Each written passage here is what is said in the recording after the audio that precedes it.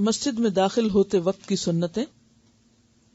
مسجد میں داخل ہوتے وقت آپ پہلے بایاں پاؤں جوتے سے نکال کر بائیں جوتے پہ رکھتے، پھر دایاں پاؤں جوتے سے نکال کر مسجد میں رکھتے. ٹھیک ہے، تو چاہیں تو آپ اپنا جوتا پھر وہاں سے اٹھا لیں، یا جہاں آپ اتار رہے ہیں تو پہلے بایاں پاؤں، اگر تو جوتے رکھنے کی جگہ مسجد سے باہر ہے تو اس وقت، ورنہ مین مسجد کے ایریے میں آنے سے پہلے جو جوتوں کی جگہ ہے، چاہے وہ مسجد کے بیرونی دروازے سے اندر کو ہے، تو آ کے پہلے جوتا اتاریں. اور جوتا کس طرح اتاریں گے؟ پہلے بایاں پاؤں اور پھر دایاں، اور پھر مسجد میں داخل ہوتے وقت میک شور شعوری طور پر دایاں پاؤں اندر. آپ صلی اللہ علیہ وسلم یہ دعا پڑھتے ہوئے مسجد میں داخل ہوتے: اللہم افتح لی ابواب رحمتک، اے اللہ میرے لیے اپنی رحمت کے دروازے کھول دے. کیونکہ اللہ کا گھر ہے نا مسجد، تو سب سے زیادہ رحمت وہیں مل سکتی. تو یا رب رحمت کے دروازے کھول دے، یعنی مجھے زیادہ سے زیادہ نیکیوں کی توفیق عطا کر. یہ صحیح مسلم کی روایت ہے. نسائی کی روایت میں درود شریف پڑھنا بھی ہے، اور وہ کیسے؟ بسم اللہ والصلاۃ علی رسول اللہ اللہم افتح لی ابواب رحمتک، یوں بھی کہہ سکتے ہیں. مسجد میں داخل ہونے کے بعد کی سنتیں. آپ صلی اللہ علیہ وسلم نے فرمایا: جب کوئی آدمی مسجد میں داخل ہو تو بیٹھنے سے پہلے 2 رکعت نماز تحیت المسجد ادا کرے. یعنی کوئی بھی مسجد میں جا کے بیٹھے نہیں جب تک کہ 2 رکعت نہ پڑھ لے. یہ مسجد کا حق ہے، کیونکہ مسجد ہے ہی سجدے کی جگہ. تو پہلا کام انسان کو مسجد میں پہنچ کر جو کرنا چاہیے بیٹھنے سے بھی پہلے، وہ 2 رکعت نماز کی ادائیگی ہے. تحیت المسجد مکروہ اوقات میں نہ پڑھیے، جیسے بالکل سورج غروب ہو رہا ہے، یا زوال کا وقت ہے، یا سورج طلوع ہو رہا ہے. اگر جماعت ہو رہی ہو تو اس میں شامل ہو جائیے. اب آپ نفل نہیں پڑھ سکتے، کیونکہ حدیث میں آتا ہے اذا اقیمت الصلاۃ فلا صلاۃ الا المکتوبہ. جب نماز قائم ہو جائے تو پھر کوئی نماز نہیں سوائے فرض نماز کے. ہاں، یہ نیچے بھی یہ لکھی ہوئی ہے، جب فرض نماز کی اقامت ہو جائے تو پھر سوائے فرض نماز کے کوئی دوسری نماز بالکل نہیں ہوتی، حتیٰ کہ سنتیں بھی نہیں. آپ کو ڈائریکٹ جماعت ہی میں شریک ہونا چاہیے. جب تم اذان یا اقامت سنو تو جو کلمات مؤذن کہے وہی تم بھی کہو. یعنی مسجد میں جانے کے بعد اگر اذان ہو تو پھر اذان کا جواب دینا بھی لازم ہے، ادھر ادھر کی باتیں نہیں کرنی چاہیے.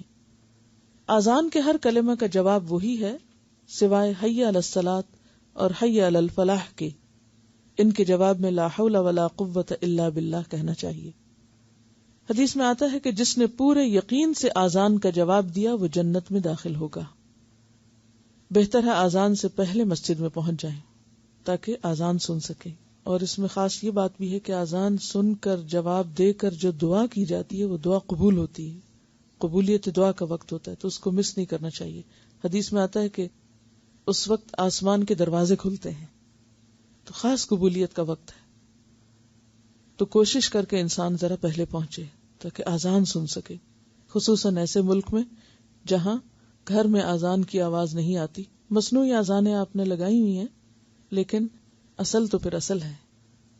مصنوعی اذان کی ایک ریپلیسمنٹ بھی ہو سکتی ہے، اور وہ یہ ہے کہ کوشش کریں کہ گھر میں اگر آپ کے بچے ہیں، یعنی لڑکا ہے، چھوٹے بچے ہیں ایون، تو ان کو کم از کم ایک اذان، جیسے مغرب ہے یا عشاء ہے یا کوئی بھی، کم از کم ایک اذان کہنے کے لیے کہیں. کھڑکی کے پاس کھڑے ہو جائیں اور قبلہ رو ہو کر، اگر قبلہ رو کھڑکی ہے تو قبلہ رو ہو کر باقاعدہ اذان دلوانے کا طریقہ سکھائیں، اور اس کو بھی باقی گھر والے سنجیدگی سے سنیں. تو انشاءاللہ تعالی جب مجبوری کا عالم ہو، مسجدیں قریب نہ ہو، تو جیسے بنی اسرائیل کو کہا گیا تھا ان کے ایسے دور میں کہ جب ان کے اوپر ایسی پرسیکیوشن تھی کہ وہ کچھ بھی اپنی مرضی سے نہیں کر سکتے، تو غلامی کا دور تھا. کچھ جدید دور کی غلامیاں ہیں، کچھ قدیم دور کی تھی. تو ان کو کیا کہا گیا؟ گھروں کو ہی مسجد بنا لو. یہ بھی ہو سکتا ہے کہ جو لوگ دور نہ جا سکیں وہ کم از کم کسی ایک گھر میں ایک سٹریٹ کے لوگ اکٹھے ہو کر با جماعت نماز ادا کر لیں. اور ایسی صورت میں کوئی ایک بچہ جو ہے، یعنی بچہ میں اس لیے کہہ رہی ہوں کہ بچوں کو عادت پڑے، شاید بڑے تو آپ کی بات نہ مانے، تو اس لیے کم از کم بچوں سے آپ یہ کروا سکتے ہیں. تو گھر میں بھی نیچرل اذان دلوانے کی کوشش کریں، کیونکہ وقت ہو گیا نا. یہ بالکل اسی طرح جیسے اگر آپ سفر پر ہوں تو کیا حکم ہے؟ وہاں مسجد نہ ہو، آپ صحرا میں بھی نماز پڑھ رہے ہیں تو کیا کریں گے؟ پہلے آزان دیں گے نا. تو اگر وہاں دے سکتے ہیں تو آپ گھر میں بھی دے سکتے ہیں، کیونکہ ہو سکتا ہے کچھ لوگوں کو غلط فہمی ہو کہ نہیں آزان صرف مسجد میں ہوتی ہے. آزان نماز قائم کرنے کے لیے ہوتی ہے. اگر مسجد قریب نہیں یا آپ جا نہیں سکتے یا لے جا نہیں سکتے اور لڑکے ہیں گھر میں آپ کے اور ان کو نماز بھی ادا کرنی ہے، تو بجائے اس کے کہ الگ الگ کریں، اکٹھے پڑھیں اور ان میں سے ایک آزان کا بھی اہتمام کریں. آزان سے فارغ ہونے کے بعد مؤذن اور آزان سننے والا دونوں درود ابراہیمی پڑھ کر یہ دعا کریں تو رسول اکرم صلی اللہ علیہ وسلم ان کے حق میں ضرور شفاعت کریں گے. دعا کیا ہے؟ اللہم رب هذه الدعوة التامة والصلاة القائمة آت محمدا الوسیلة والفضیلة وابعثه مقاما محمودا الذي وعدته. اے اللہ، اس پوری دعوت کس کو کہتے ہیں؟ یعنی آزان کو، یعنی آزان ایک طرح سے پکار ہے نا، اور کھڑی ہونے والی نماز کے پروردگار، یعنی آزان اور نماز دونوں تیری ہی ہیں، تیری ہی عبادت ہے. آپ محمد صلی اللہ علیہ وسلم کو وسیلہ و بزرگی اور جس مقام محمود کا آپ نے وعدہ فرمایا ہے وہ عنایت فرمائیں. یعنی اس وقت جو قبولیت کا وقت ہوتا ہے، خاص طور پر رسول اللہ صلی اللہ علیہ وسلم کے لیے دعا درود شریف کے علاوہ، کہ آپ ان کو مقام محمود بلند ترین مقام عطا کریں. کیوں؟ کیونکہ آپ کا ہم پر احسان ہے، آپ نے ہمیں رحمت کا یہ پیغام دین اسلام عطا کیا، تو ہم آپ کا کوئی حق ادا نہیں کر سکتے سوائے اس کے کہ ہم آپ کے لیے بہترین چیز کی دعا کریں. اور وہ بہترین چیز کیا ہو سکتی ہے؟ مقام محمود، جس پر آپ قیامت کے دن قیام فرمائیں گے یا کھڑے ہوں گے تو ساری خلق آپ کی تعریف کرے گی. اور اس کے ساتھ جنت کا خاص مقام وسیلہ جو جنت میں صرف ایک شخص کو ملے گا. تو آپ نے فرمایا مجھے امید ہے کہ وہ میں ہی ہوں گا.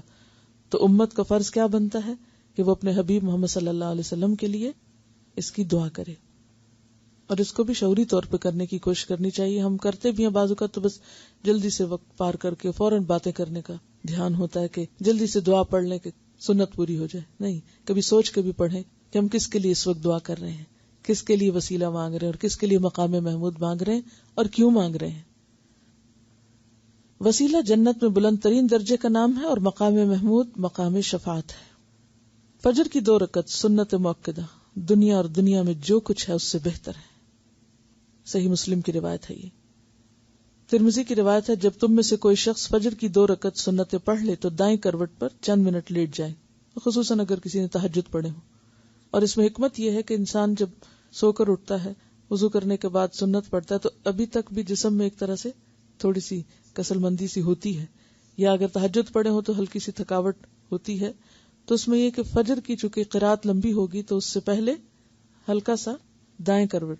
اور یہ ضروری نہیں کہ مرد ہی، خواتین بھی ایسا کر سکتی ہیں. یعنی سنت پوری کرنے کے لیے آپ یوں بھی کر سکتے ہیں کہ سنت پڑھی، اگر پوری طرح سو جانے کا خوف نہ ہو تو، کیونکہ آج کل راتیں بہت چھوٹی ہیں، تو آپ دائیں طرف جیسے 2 سنت اور فرض کے بیچ کی جو دعا ہے اللہم رب جبرائیل جیسے آگے آ رہی ہے، اس کو آپ زبانی یاد کر لیں تو اتنی دیر بھی آپ دائیں طرف لیٹ کر پڑھ سکتے ہیں. آپ صلی اللہ علیہ وسلم فجر کی سنتوں کے بعد 3 بار یہ دعا پڑھتے تھے. تو آپ 3 بار پڑھنے کی دیر تک ہی لیٹ جائیے دائیں کروٹ. تکیہ وغیرہ لینے کی ضرورت نہیں ہے، آپ صرف ایک سنت کو پورا کرنا مقصود ہے، کیونکہ آپ ایسا کیا کرتے تھے. تہجد کے بعد جب آذان ہو جاتی سنت پڑھتے تو دائیں کروٹ تھوڑا لیٹ جاتے. دعا ہے اللہم رب جبرائیل و میکائیل و اسرافیل و محمد النبی صلی اللہ علیہ وسلم اعوذ بک من النار. اے اللہ، آپ جبریل علیہ السلام اور میکائیل علیہ السلام اور اسرافیل علیہ السلام اور محمد صلی اللہ علیہ وسلم کے رب ہیں، میں آپ کی پناہ چاہتا ہوں دوزخ سے. آذان اور اقامت کے درمیان دعا رد نہیں کی جاتی، لہذا خوب دعائیں کرنی چاہیے اس وقت. اکیلے نماز پڑھنے کے مقابلے میں باجماعت نماز پڑھنا 27 درجے زیادہ ثواب ہے. دین کا علم رکھنے والوں اور سمجھدار لوگوں کو امام کے پیچھے پہلی صف میں کھڑا ہونا چاہیے. یہ اس لیے کہ امام کو کوئی حادثہ پیش آ جائے یا اس کا وضو ٹوٹ جائے تو پیچھے والوں میں سے ایک ایسا نمازی جس کو مسائل کا علم ہو وہ آگے بڑھ کر نماز جاری رکھ سکے. اگر لوگوں کو آذان اور پہلی صف کا ثواب معلوم ہو جائے تو اس کے لیے ضرور قرہ اندازی کریں، اور اگر اول وقت میں نماز پڑھنے کی فضیلت معلوم ہو جائے تو ایک دوسرے پر سبقت لے جانے کی کوشش کریں، یعنی آگے بڑھنے کی کوشش کریں کہ پہلے میں پہنچوں گا. اور اگر عشاء اور فجر کی فضیلت جان لیں تو اس میں ضرور آئیں، خواہ گھٹنوں کے بل ہی کیوں نہ آنا پڑے. یعنی گھسٹ گھسٹ کے بھی آئیں لیکن ضرور پہنچیں. آپ صلی اللہ علیہ وسلم نے فرمایا، میں ان لوگوں کے گھروں کو جلا دیتا جو بغیر شرعی عذر کے جماعت میں نہیں آتے، یعنی بغیر کسی وجہ کے جو جماعت میں نہیں پہنچتے. آپ صلی اللہ علیہ وسلم نے ایک نابینا صحابی عبداللہ بن ام مکتوم کو جو آذان کی آواز سنتے تھے ان کو گھر پر فرض نماز پڑھنے کی اجازت نہ دی کہ وہ اگر پہنچ سکتے ہیں مسجد تو نابینا ہو کر بھی، معذور ہو کر بھی مسجد پہنچے.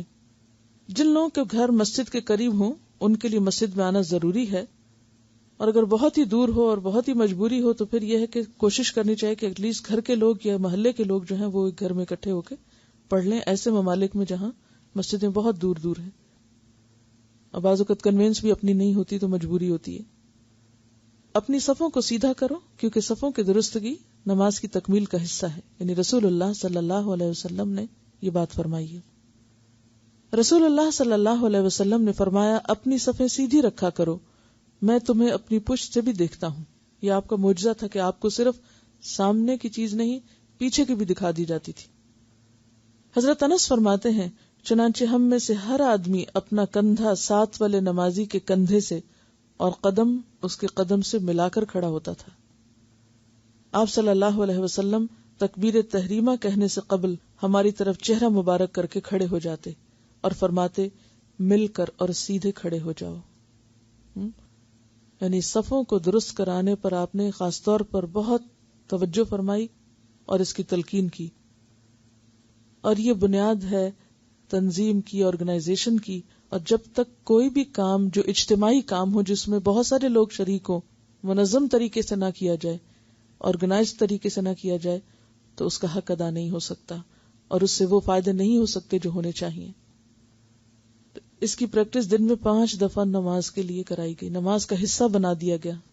حدیث میں آتا ہے کہ ان تسویۃ الصفوف من اقامت الصلاۃ، کہ صفوں کا درست کرنا نماز قائم کرنے کا حصہ ہے، یعنی اس کے بغیر نماز ہی ادا نہیں ہوتی.